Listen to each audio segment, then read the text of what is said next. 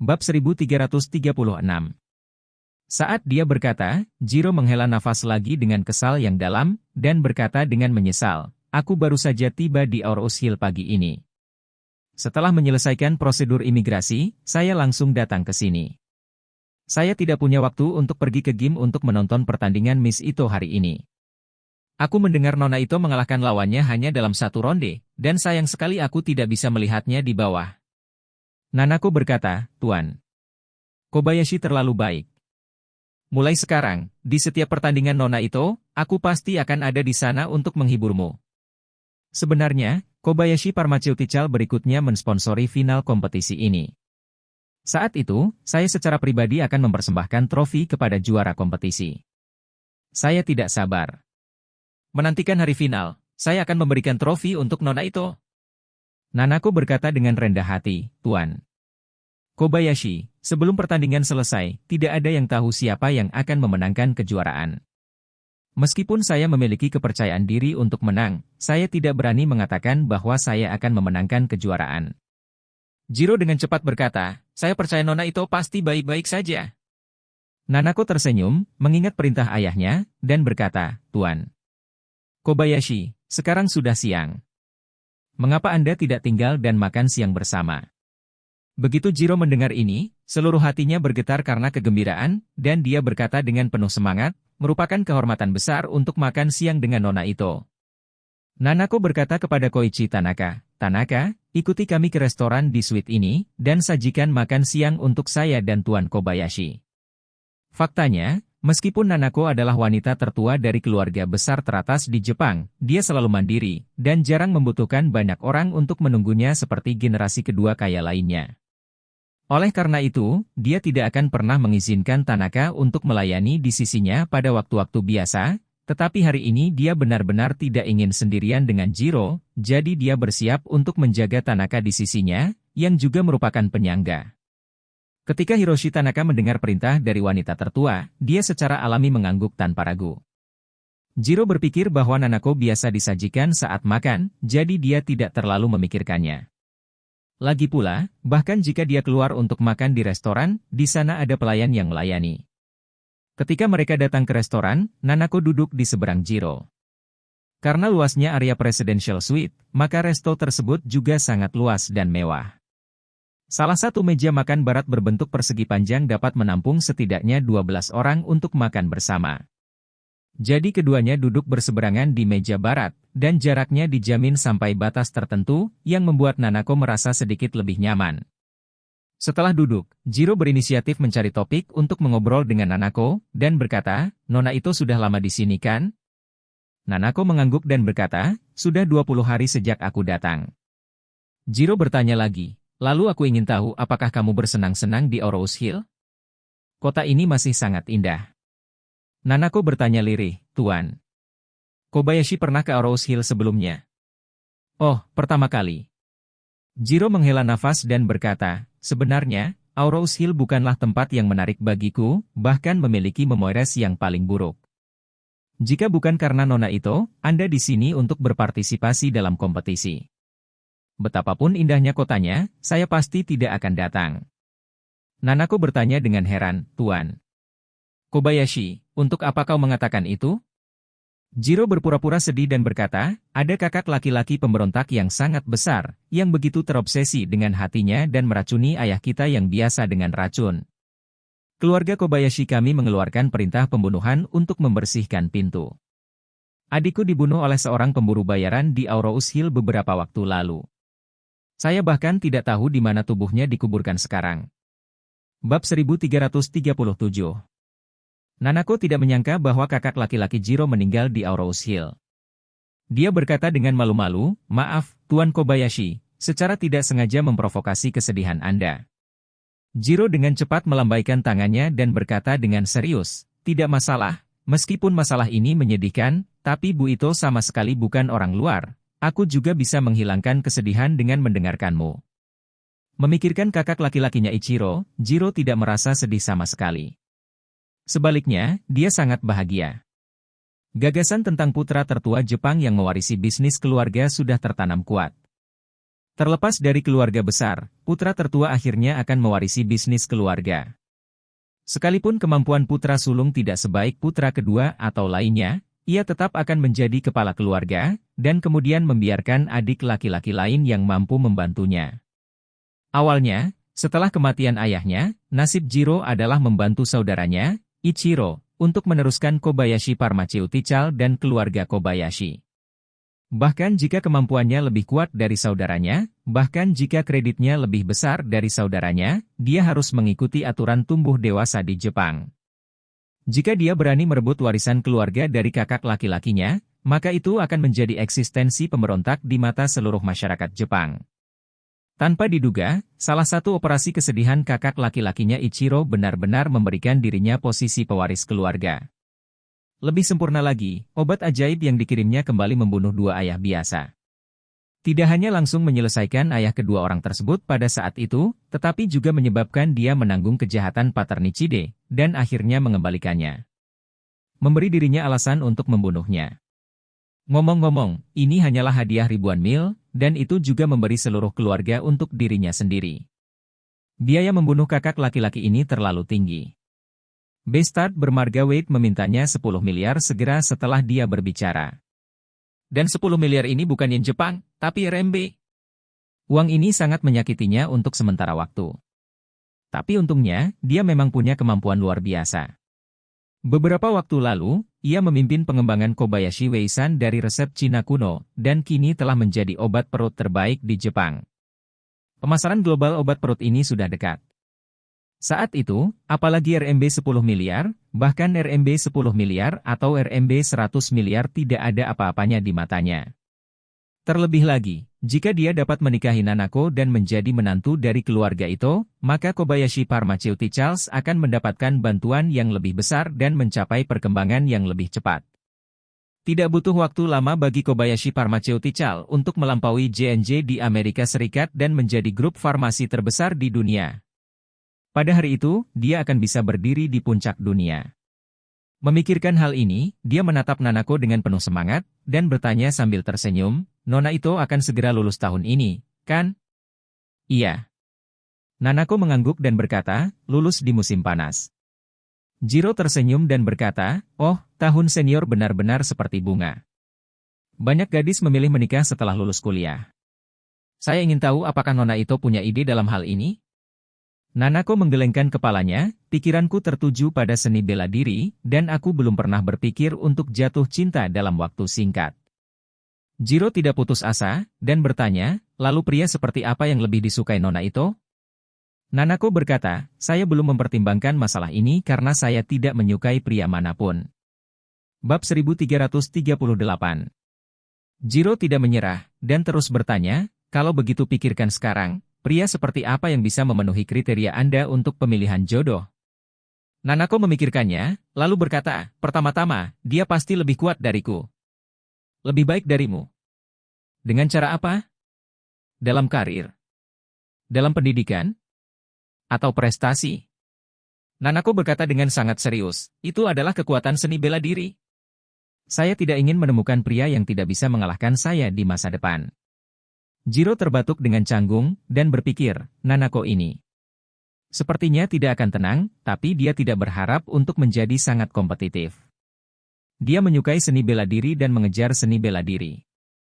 Mengapa Anda ingin menemukan pria yang lebih kuat dari diri Anda saat Anda jatuh cinta? Artinya, seseorang yang tidak memiliki kekuatan untuk mengikat ayam, bukankah itu berarti dia telah kehilangan beberapa kesempatan ketika dia muncul? Memikirkan hal ini, Jiro buru-buru berkata, Nona itu, apakah kondisimu tidak sedikit buruk? Ada begitu banyak orang baik di dunia ini, tetapi mungkin tidak semuanya berlatih seni bela diri, dan banyak ahli bela diri yang sangat tua. Sama seperti pelatihmu, TN Yamamoto Kazuki, Nona itu tidak ingin mencari pacar seperti itu, kan? Nanako menggelengkan kepalanya dan berkata, tentu saja tidak. Kekuatannya lebih kuat dariku. Itu hanya persyaratan pertama. Saya juga memiliki persyaratan kedua. Dia harus menyesuaikan diri dengan estetika dan nilai-nilai saya. Selain itu, usianya tidak boleh lebih tua. Lebih dari 3 tahun, tidak lebih dari itu, dan dia harus jujur dan baik hati. Jiro bertanya lagi, bagaimana dengan asetnya? Apa saja persyaratannya? Nanako berkata, tidak ada persyaratan untuk aset. Jiro merasa sedikit tertekan. Keuntungan terbesar saya adalah aset saya. Saya adalah ketua bisnis keluarga di usia muda. Ini jarang terjadi di Jepang. Apalagi generasi tua pengusaha yang biasanya seumur ayah belum pensiun, bahkan anak-anaknya juga belum mulai mewarisi usaha keluarga. Namun, dia tidak menyangka Nanako sama sekali tidak peduli dengan aset pihak lain. Mungkinkah bahkan orang miskin, selama dia memenuhi persyaratan lain, dia bersedia mengikuti? Tertekan, Jiro tidak dapat menahan diri untuk tidak berkata, Nona Ito, presiden itu harus memiliki persyaratan tertentu untuk pemilihan pasangan masa depan Anda. Bagaimanapun juga, Anda adalah wanita tertua dari keluarga itu. Pada titik ini, Anda juga harus mempertimbangkan pendapat ketua itu. Nanako menggelengkan kepalanya, segala sesuatu yang lain bisa dianggap pendapat ayah, tapi aku tidak akan mempertimbangkan soal memilih pasangan. Ini bukan hanya tentang kebebasan seseorang, tetapi juga tentang kebahagiaan hidup seseorang. Jangan menunjuk jari. Jiro mengerutkan kening tanpa sadar. Tampaknya kecantikan generasi kedua yang super kaya dan super kaya di depannya ini sangat sulit untuk dikunyah. Saat Jiro tidak tahu bagaimana cara menyela, bagaimana mengejar Nanako, Charlie sudah berlari bolak-balik di danau bersama Aosue. Aosue cukup bersenang-senang, dan koki keluarga Kin telah menyiapkan makanan dan perjamuan yang mewah, jadi dia mengendarai perahu kembali ke dermaga. Kemudian, dia kembali ke villa bersama Charlie, dan Kin Gang dengan hangat mengundang Charlie untuk duduk di restoran Cina mewah di villanya. Ketika Kin Gang mengatur tempat duduk, dia secara khusus meminta Aosue untuk duduk di sebelah Charlie. Pada saat yang sama, dia membuka sebotol Moutai kualitas terbaik yang telah disimpan selama bertahun-tahun dan menyerahkannya kepada Aosue. Jangan biarkan cangkir guru kosong. Aosue mengambil botol anggur itu dan berkata dengan lembut, aku tahu ayah, jangan khawatir. Kin Gang tersenyum lagi dan berkata, ngomong-ngomong, Aosue, pertama kali guru kembali ke rumah kita untuk makan malam, kamu juga menemani guru untuk minum. Bab 1339. Aosue tersenyum malu-malu, dan berkata dengan patuh, saya kenal ayah, maka saya akan minum sedikit dengan guru. Charlie tersenyum tipis dan berkata, Aosue, setelah makan, aku akan membantumu menyerap kekuatan obat ajaib, jadi kamu tidak cocok untuk minum. Jika kamu benar-benar ingin minum bersamaku, tunggu saja kamu memenangkan kejuaraan. Aosue menggigit bibir bawahnya dengan ringan, dan berkata dengan tidak percaya diri, Tuan, sejujurnya, jika saya melawan Nanako, saya bahkan tidak akan 20% yakin.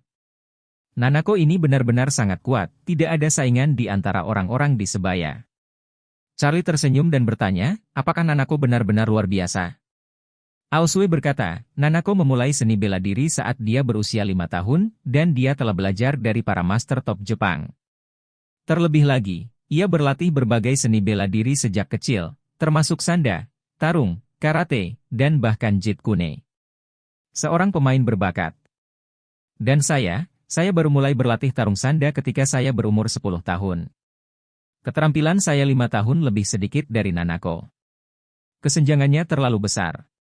Biarpun obat sihirmu bisa meningkatkan fungsi fisikku, aku mungkin tidak bisa mengalahkannya, karena game sanda fighting tidak hanya tentang kekuatan fisik, kelincahan dan kecepatan, tapi juga pengalaman dan taktik. Pengalaman dan taktik terakumulasi dari waktu ke waktu dan sedikit demi sedikit. Itu juga merupakan celah terbesar antara aku dan Nanako. Berbicara tentang ini, Aosue melanjutkan dengan sedikit cemberut, ini seperti sepak bola favorit pria Anda, apakah itu Messi atau Ronaldo, apa yang benar-benar mereka kuasai adalah keterampilan dan kesadaran mereka, dan pengalaman, bukan tubuh mereka.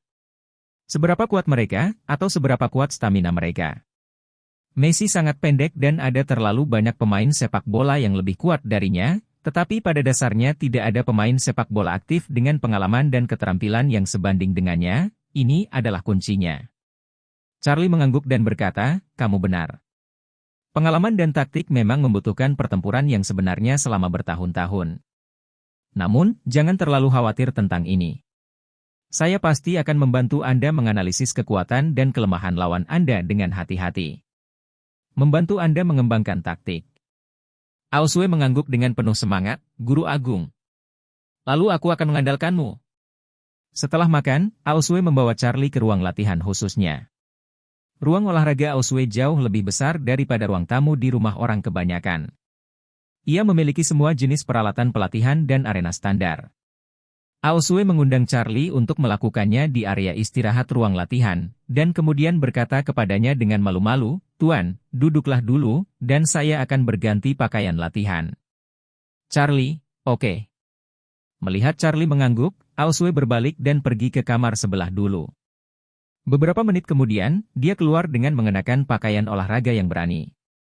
Mengatakan itu pakaian olahraga, itu sebenarnya pakaian dalam olahraga. Pakaian dalam olahraga hanya dapat menutupi sedikit kulit, tidak lebih dari bagian penting. Jadi leher merah muda Aosue, lengan ramping dan kaki panjang, serta perut rata dengan 2 garis rompi semuanya terbuka penuh ke udara. Tidak seperti saat dia melihat Aosue di lapangan hari ini, Charlie melihatnya sekarang di lingkungan tertutup dan pribadi. Di lingkungan ini, tidak ada orang lain selain mereka berdua, jadi ini membuatnya merasa sedikit tidak wajar. Aosue juga terus menjawab dengan malu, selalu merasa bahwa secara pribadi, dia berpakaian seperti ini untuk dilihat Charlie, merasa sedikit malu dan tak tertahankan di dalam hatinya. Namun, dia tidak panik sama sekali, karena dia sangat percaya diri dengan sosoknya, dan jauh di lubuk hatinya berharap Charlie bisa melihat lebih banyak cahayanya yang bersinar.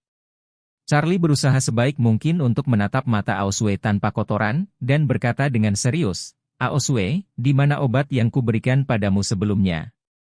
Aosue segera membuka telapak tangannya dan memperlihatkan pil dalam cangkang plastik transparan, dan berkata, "Tuan, obat ajaib ada di sini." Bab 1340. Charlie mengangguk dan berkata, "Oke, kamu minum obatnya sekarang, dan aku akan memandu kamu untuk menyerap obat dengan cepat."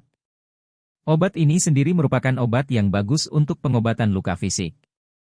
Karena orangnya, efek obat telah disublimasikan secara kualitatif. Orang paruh baya dan lanjut usia memiliki banyak rasa malu di tubuh mereka, dan organ serta tubuh mereka juga mengalami kemunduran tingkat tertentu. Oleh karena itu, saat meminum obat, efek obat akan langsung bekerja pada pasien tersebut untuk diperbaiki, dan tidak perlu membimbingnya sendiri. Namun, tubuh anak muda kuat, dan organ serta tubuh mereka pada umumnya berada pada puncaknya. Pada saat ini, meminum obat secara membabi buta akan menyebabkan efek obat yang kuat dan tidak ada tempat untuk menyerapnya. Jika tubuh manusia diibaratkan spons, maka tubuh orang paruh baya dan lanjut usia adalah spons yang kehilangan banyak air bahkan akan segera mengering. Pada saat ini, memberi mereka cukup air akan dengan cepat mengisi kembali air yang hilang dan mendapatkan kembali kondisi kemudaan mereka. Tetapi jika tubuh pemuda itu tidak terluka, itu adalah spons berisi air. Dalam hal ini, jika dia terhidrasi secara membabi buta, pada dasarnya dia tidak mungkin menyerapnya. Bahkan, mungkin ada efek obat yang kuat namun tidak terserap, yang pada akhirnya merusak tubuh. Ketika Charlie memberi Aosue obat, niatnya adalah meninggalkannya sebagai asuransi, sehingga dia bisa menggunakan obat ini untuk menyelamatkan nyawanya saat dia terluka atau sakit parah. Tapi sekarang dia ingin menggunakan obat ini untuk membantunya berkembang, jadi dia harus membantunya membimbing penyerapan obatnya. Aosue segera mengeluarkan obat dari kotaknya setelah mendengar apa yang dia katakan, lalu menatap Charlie, dan bertanya dengan wajah licik, "Tuan, bolehkah saya meminum obatnya?" Charlie mengangguk, duduk bersila, lalu minum obat secara langsung. Aosue dengan patuh mengikutinya, duduk bersila di atas matras latihan yang lembut, dan kemudian memasukkan pil ke dalam mulutnya. Kekuatan obat ini sangat murni, jadi begitu Aosue memasukkannya ke dalam mulutnya, pil tersebut segera berubah menjadi arus hangat yang kuat dan memasuki organ dalamnya. Segera setelah itu, Aosue merasa sangat panas di sekujur tubuhnya, dan setiap pori sepertinya berkeringat mati-matian. Kuncinya adalah keringat jenis ini sangat berbeda dari yang biasanya dia lakukan setelah berolahraga. Dia merasakan keringatnya, seperti ditekan keluar dari tubuhnya oleh kekuatan yang kuat. Apalagi keringat yang keluar jauh lebih pekat dari biasanya, dan terasa lengket seolah baru direndam dalam ember penuh lem. Charlie segera menggunakan energi spiritual di tubuhnya untuk membantu Aosue membimbing dan menyerap kekuatan obat ini. Kekuatan obat yang kuat dilebur ke dalam tubuh Aosue oleh Charlie, menyebabkan tubuhnya mengalami perubahan yang mengguncang bumi. Aosue merasa sedikit menyakitkan dan tak tertahankan pada awalnya, tetapi di tahap selanjutnya, dia merasa tak terlukiskan dan nyaman di sekujur tubuhnya, dan dia merasa seperti dia benar-benar terlahir kembali. Hal yang paling aneh adalah dia masih bisa merasakan rasa nyaman yang belum pernah terjadi sebelumnya, seperti dipeluk erat oleh Charlie, hangat dan nyaman, dan dia tidak bisa tidak merasakan riak di hatinya.